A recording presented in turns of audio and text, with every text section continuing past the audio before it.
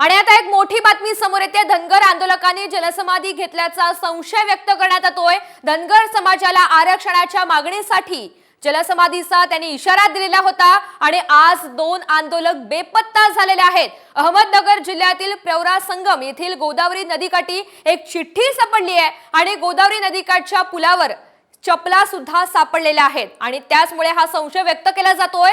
धनगर आंदोलकांनी जलसमाधी घेतल्याचा संशय हा आता बळावलेला आहे। धनगर समाजाला आरक्षणाच्या मागणीसाठी त्यांनी जलसमाधीचा इशारा दिलेला होता आणि आज दोन आंदोलक बेपत्ता झालेले आहेत।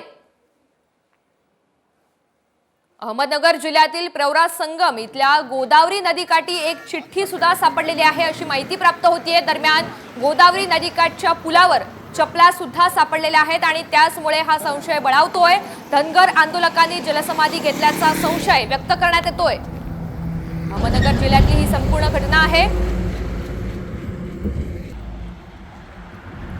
सचिन बनसोड आपल्याला अधिकची माहिती देत आहे। सचिन, नेमकं काय घडलेलं आहे?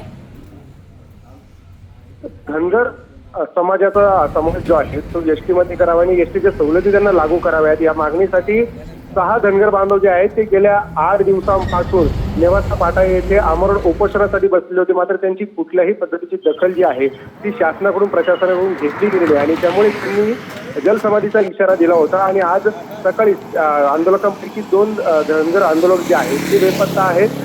प्रल्हाद सोरमारे आणि बाळासाहेब कोळशाची त्यांची नावं आहेत आणि जवळच असलेल्या प्रवरा संगम या ठिकाणी त्यांची गाडी आणि त्या गाडीत आम्ही धनगर आरक्षणासाठी जलसमाधी घेत असल्याची एक चिठ्ठी सापडली आहे।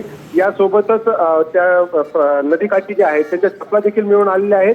त्यामुळे त्यांनी कुठेतरी जलसमाधी घेतली का अशी आशंका व्यक्त केली जात आहे आणि त्याचमुळे आता पोलिसांच्या तपासातून नेमकी काय माहिती समोर हे पाहणं सुद्धा महत्त्वाचं असेल। धन्यवाद सविस्तर माहितीबद्दल।